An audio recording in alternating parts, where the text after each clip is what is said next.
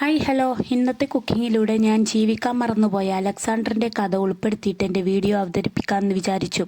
കൂട്ടത്തിൽ നല്ല അടിപൊളി ദോശ എങ്ങനെ ഉണ്ടാക്കാമെന്നുള്ള വീഡിയോയിൽ കാണിച്ചു തരും, ഓഡിയോ ഞാൻ മാറ്റി കൊടുക്കും എന്നാണ് പറയാനുള്ളത്. അലക്സാണ്ടറിൻ്റെ കഥ ചരിത്രത്തിൽ നമ്മളെല്ലാവരും അറിഞ്ഞിരിക്കേണ്ട ഒന്നാണ്. അതുകൊണ്ട് തീർച്ചയായിട്ടും അത് പറയൽ എനിക്ക് കഥ പറയുന്ന ഇഷ്ടമാണ്. അതുകൊണ്ട് ഞാൻ വിചാരിച്ചു എൻ്റെ കുക്കിങ്ങിൻ്റെ വീഡിയോയിലൂടെ ഞാൻ കഥ പറയാമെന്ന് വിചാരിച്ചാണ് വന്നത്. ഞാനിവിടെ ഉലുവ, ഉഴുന്ന്, പച്ചരിയൊക്കെയാണ് വെള്ളത്തിലിട്ടിട്ടുള്ളത്. ഒരു സുമാർ അളവിൽ ഉലുവയൊക്കെ 1/2 ടീസ്പൂൺ ഇട്ട് കൊടുത്താൽ മതി. പിന്നുള്ളതൊക്കെ നിങ്ങൾ ഇടുന്ന പോലെ തന്നെയാണ് ഞാൻ ചെയ്യണുള്ളൂ. ഞാൻ എക്സ്ട്രാ ചേർത്ത് കൊടുക്കുന്നത് എന്താ വെച്ചാൽ ഡബിൾ ഹോയ്സിൻ്റെ വെള്ളപ്പപ്പൊടിയിൽ നിന്ന് 1 ടീസ്പൂൺ ചേർത്ത് കൊടുത്താൽ മാവ് പൊങ്ങി വരും.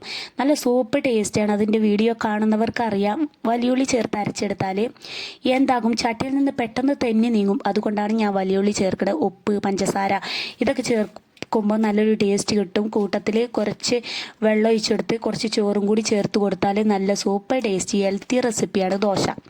ജീവിക്കാൻ മറന്നുപോയ അലക്സാണ്ടറിൻ്റെ ചരിത്രത്തിലേക്കാണ് ഇന്ന് ഞാൻ നിങ്ങളെ കൊണ്ടുപോകുന്നത്. വെറും 32-ാം വയസ്സിൽ അദ്ദേഹം ഈ ലോകത്തോട് വിട പറഞ്ഞു പോയിട്ടുണ്ട്. 2348 വർഷമായി അദ്ദേഹം ഈ ലോകത്തോട് വിട പറഞ്ഞിട്ട് പോയിട്ട്. അദ്ദേഹം കുറേ രാജ്യങ്ങൾ വെട്ടിപ്പിടിക്കുന്ന തിരക്കിനിടയിൽ അദ്ദേഹത്തിന്റെ അമ്മയെ കാണാനോ അമ്മയുമായിട്ട് അടുത്ത് ഇടപഴകാനോ അയാൾക്ക് ടൈം കിട്ടിയിട്ടില്ല. അയാൾ കുടുംബപരമായിട്ടൊന്നും ഒന്നും ചെയ്യാനുള്ള ടൈം കിട്ടിയിട്ടില്ല. പറഞ്ഞിട്ട് കാര്യമില്ല, അയാൾ ഒരു ചക്രവർത്തി ആയിരുന്നല്ലോ. രാജ്യങ്ങൾ വെട്ടിപ്പിടിക്കുന്ന തിരക്കിനിടയിൽ അദ്ദേഹത്തിന്റെ കുടുംബത്തെ മറന്നുപോയി. അങ്ങനെ നിൽക്കുന്നതിനിടയിൽ അമ്മ കുറേ പരാതി പറഞ്ഞിട്ട് കത്തെഴുതുമായിരുന്നു. മോനെ, എനിക്ക് നിന്നെ കാണാൻ കൊതിയുണ്ട്, നീ എത്രയും പെട്ടെന്ന് എൻ്റെ അരികിലേക്കൊന്ന് വരുമോ, നിന്നെ കാണാനുള്ള കൊതി കൊണ്ടാണ് ഞാൻ ഇങ്ങനെ പറയുന്നത് എന്നൊക്കെ പറയാറുണ്ടായിരുന്നു അമ്മ.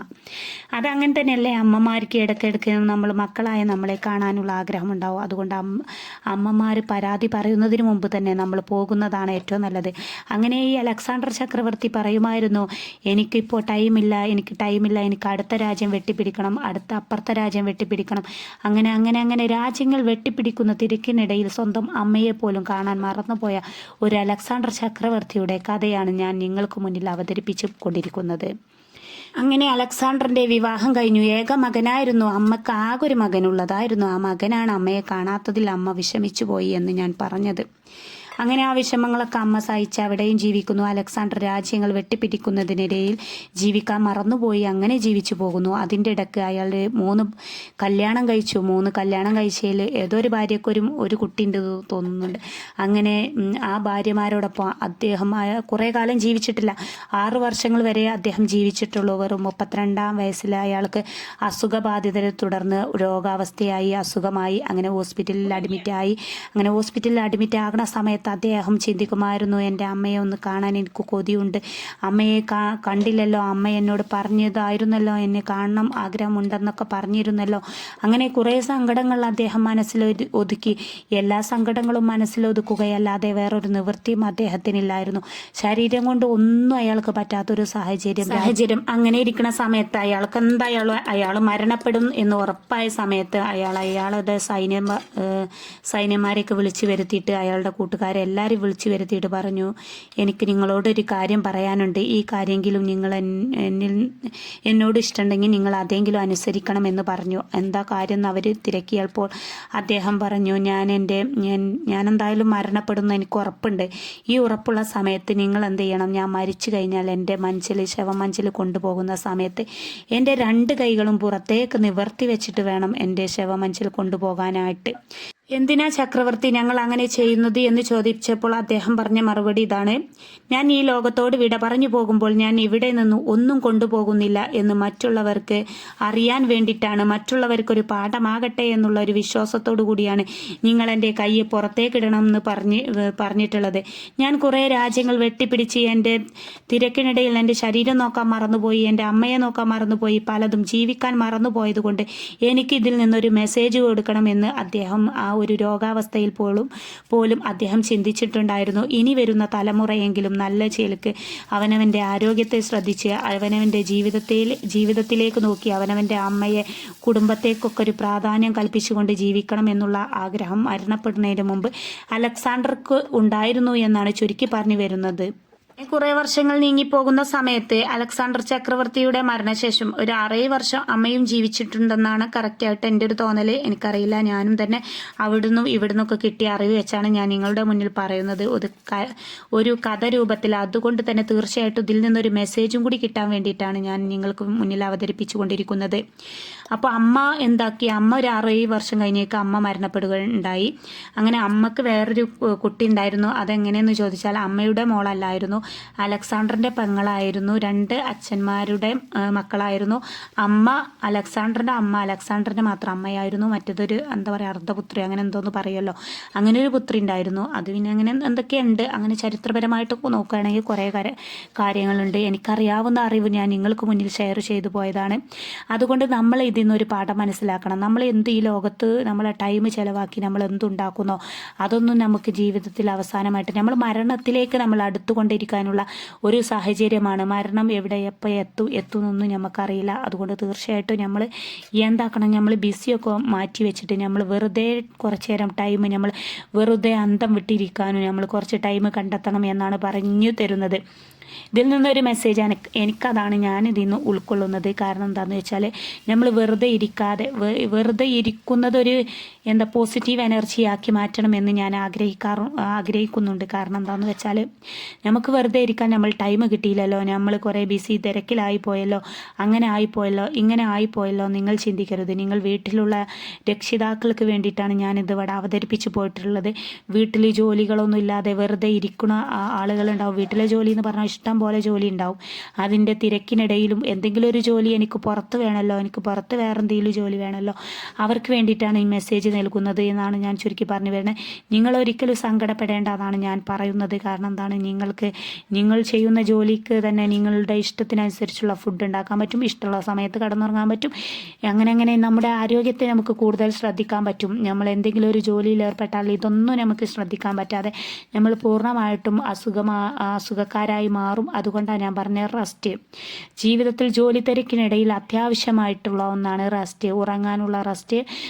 എന്താ പറയുക, റെസ്റ്റ് നമ്മൾ പൂർണ്ണമായിട്ട് ചെയ്യേണ്ടതായിട്ടുണ്ട്. റെസ്റ്റ് ഇല്ലാതെ നമ്മൾ കുറേ ജോലി ചെയ്ത് കണ്ട് മലക്കം മറിഞ്ഞാൽ നമ്മുടെ ശരീരം കേടെടുത്തിയിട്ട് കാര്യമില്ല. ശരീരം കേടുവന്നു പോയാൽ നമ്മൾ തന്നെ ഉണ്ടാവുള്ളൂ. ഈ രോഗാവസ്ഥയിൽ ആരും നമ്മളെ നോക്കാനുണ്ടാവില്ല. ഒരു 2, 3, 4 ദിവസം 8, 10 ദിവസമൊക്കെ ആരെങ്കിലുമൊക്കെ വന്ന് നോക്കും. 10, 15 ദിവസമായി കഴിഞ്ഞാൽ എന്താകും, നമ്മൾ ഹോസ്പിറ്റലിൽ അഡ്മിറ്റ് ആയാൽ നമുക്ക് തന്നെ അറിയാലോ അവസ്ഥ. അഡ്മിറ്റ് ആകുമ്പോൾ 4-5 ദിവസമൊക്കെ ആളുകൾ വന്ന് നോക്കും. ഫ്രൂട്ട്സൊക്കെ കൊണ്ടുവന്നിട്ട് എന്തൊക്കെ മുന്തിരി, ആപ്പിൾ, ഓറഞ്ച് അങ്ങനെ പലതരം സാധനങ്ങളൊക്കെ കൊണ്ടുവന്ന് ഇങ്ങനെ നോക്കും. പിന്നെ ഒരു 15 ദിവസം ഒക്കെ നമ്മൾ തുടർച്ചയായിട്ട് അഡ്മിറ്റ് ആകുന്നതൊക്കെ ഒന്ന് ആലോചിച്ചിട്ട് നോക്കൂ. 15 ദിവസമൊക്കെ അഡ്മിറ്റായാൽ പിന്നെ ഓരോരുത്തരായിട്ട് എന്താക്കും, ഓരോ സോയിലിലേക്ക് മാറും. അങ്ങനെ ചുറ്റുപാടുകൾ മാറ്റി വെച്ച് പിന്നെ ആരെയും നമ്മളെ നോക്കാൻ കിട്ടൂല. പിന്നെന്താക്കും, പിന്നെ ഓരോരുത്തർ അങ്ങനെ പോയി പിന്നെ ആരും ഉണ്ടാവില്ല, നമ്മൾ തന്നെ ഉണ്ടാവുള്ളൂ. ആ ഒരു സാഹചര്യത്തിൽ നമ്മൾ പറയും, ആ രോഗിയെ വെച്ച് കൊണ്ടിരിക്കുന്ന നമ്മൾ പറയും, ആരായാലും നമ്മൾ പറയും, ഇങ്ങനെ ഇടങ്ങാറാക്കണല്ലേ, ഇതിൽ രണ്ടാളൊന്നായെങ്കിൽ എത്ര നന്ദിനില്ലേ എന്ന് നമ്മൾ തന്നെ പറഞ്ഞു പോകും എന്നാണ് ഞാനൊരു ക്ലാസ്സിൽ കേട്ടിട്ടുള്ളതാണ് ഈ ഒരു അറിവ്. രണ്ടാളൊന്നായെങ്കിൽ എന്ന് പറഞ്ഞാൽ ഒന്നില്ലെങ്കിൽ മരണപ്പെടുക, അല്ലെങ്കിൽ ജീവിതത്തിലേക്ക് തിരിച്ച് നല്ലൊരു ആരോഗ്യത്തോടു കൂടി വരിക എന്നുള്ള ഒരു തീരുമാനം നമ്മൾ തന്നെ പറഞ്ഞു പോകും എന്നാണ് പറഞ്ഞു കേട്ടിട്ടുള്ളത്. അതുകൊണ്ട് തീർച്ചയായിട്ടും നമ്മുടെ ആരോഗ്യം നമ്മൾ തന്നെ നോക്കേണ്ടതായിട്ടുണ്ട്. അതുകൊണ്ടാണ് ഞാൻ ഇന്നിവിടെ ഈ ഒരു ക്ലാസ് ഞാൻ നിങ്ങൾക്ക് മുന്നിൽ അവതരിപ്പിച്ചു പോയിട്ടുള്ളത്.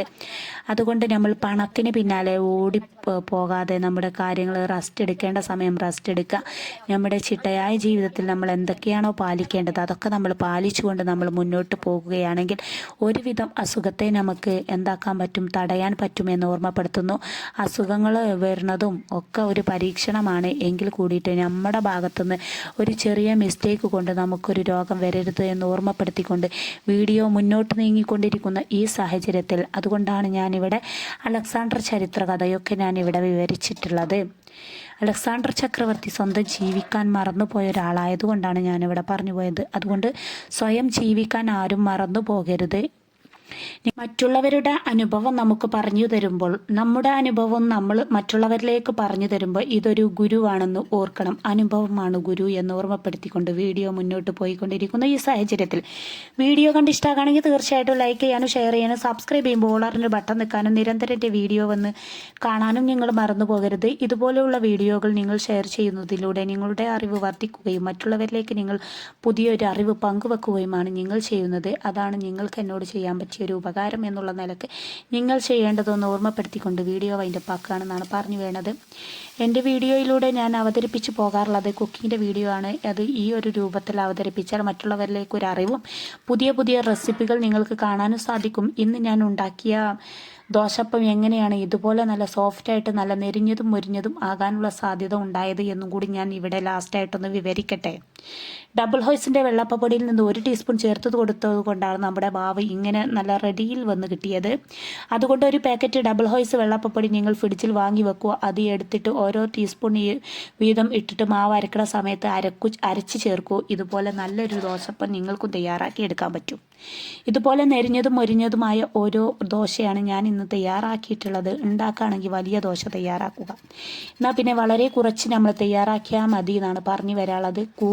കുറച്ച് ജോലിയും കൂടുതൽ എന്താ പറയുക, കുറച്ച് ദോശയും കുറവ് ജോലിയും എന്നാണ് ഞാനിവിടെ ഉദ്ദേശിക്കുന്നത്. അങ്ങനെ കുട്ടികൾക്ക് വയറ് നിറച്ച് രാവിലത്തെ ഫുഡൊക്കെ കൊടുക്കുക, നമ്മളായാലും വയറ് നിറച്ചിട്ട് ആഹാരം കഴിക്കുക എന്നാണ് എനിക്ക് ഈ അവസരത്തിൽ പറയാനുള്ളത്. അപ്പോൾ ഇത്രയേ ഉള്ളൂ ഇന്നത്തെ വീഡിയോ എന്നുള്ളത്. ഇന്നത്തെ വീഡിയോ നിങ്ങൾക്ക് ഉപകാരമായിട്ടുണ്ടെന്ന് ഞാൻ പ്രതീക്ഷിക്കുന്നു.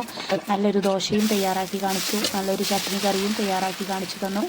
എല്ലാം കൊണ്ടും നല്ലൊരു ഉപകാരമായിട്ടുള്ളൊരു വീഡിയോ. ഈ ഒരു ചട്ടിയിലെന്ന് പറഞ്ഞാൽ ഞാൻ പത്തിരി ഉണ്ടാക്കാറുണ്ട്. നോൺ സ്റ്റിക്കിൻ്റെ ചട്ടിയേക്കാൾ ഏറ്റവും നല്ലത് ഇതുപോലെയുള്ള ഇരുമ്പ് ചട്ടിയാണ്. അതുകൊണ്ട് തീർച്ചയായിട്ടും വീട്ടിലൊരു ഇരുമ്പ് ചട്ടി ഉപയോഗിക്കുകയാണെന്നുണ്ടെങ്കിൽ ഇതിൽ 2 കയ്യിൽ പാർന്നാൽ തന്നെ നമ്മുടെ എല്ലാ റെസിപ്പിയും എന്താ പറയുക ഒറ്റയ്ക്ക് തന്നെ നമ്മുടെ ജോലി തീരും എന്നാണ് എനിക്ക് പറയാനുള്ളത്. അപ്പോൾ ഇന്നത്തേക്ക് ഇത്രയും മതിയല്ലേ. Okay bye. അടുത്ത വീഡിയോയിൽ കാണാം ഇൻഷാ അല്ലാ.